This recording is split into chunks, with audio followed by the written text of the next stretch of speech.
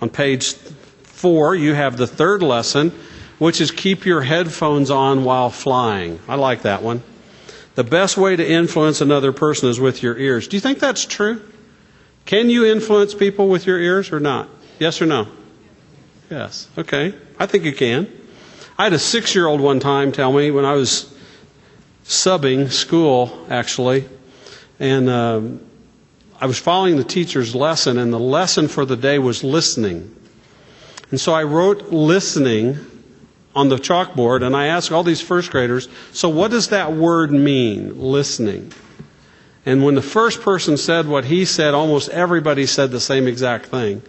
He said, it's what we do with our ears.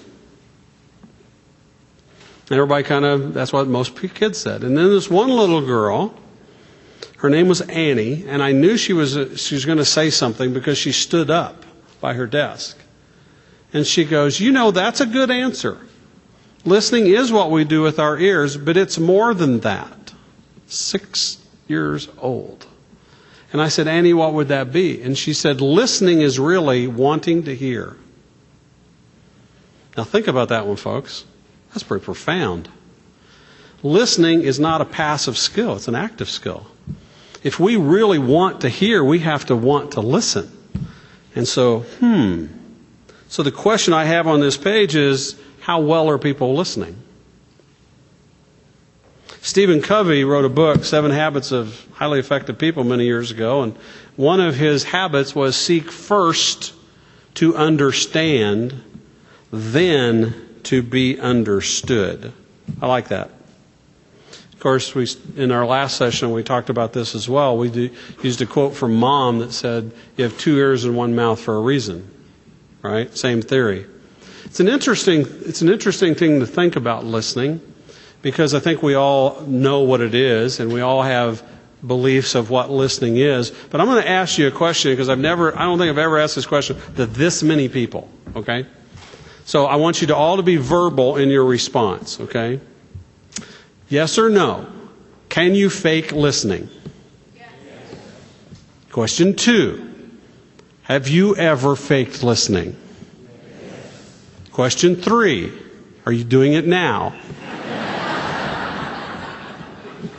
Oh, got silent there. Listening is really an interesting topic. If you look at the buffalo, and I went out, actually did a workshop for the Minnesota Bison Association. And one of the things I did was go out to visit these bison farms to look at, and actually that's why I was creating this kind of a thing on buffalo and geese. And I actually watched bison all day. Just watched what they did and interacted and so forth. It was very interesting. Buffalo don't talk. They don't say anything. They grunt a little bit. They don't say much. So there's not a lot of listening going on as far as I can tell that way. There's a lot of observation going on, not so much listening. Boy, geese on the other hand, we actually hear them most of the time before we see them. True? You hear the honking and you hear them going and you see them going. I have no idea what they're saying. But doesn't it make common sense that probably some of it, because they're flying in a V, some of it is just encouragement? Don't stop, Jim. I'm right behind you. Now, I think it has to be somewhat motivational in that sense. I tell you what, the best thing I learned from the buffalo and geese in this one. The best leaders I've ever been around in my life, personal life, professional life, all the best, listen more than they talk. But without a doubt, it's very true.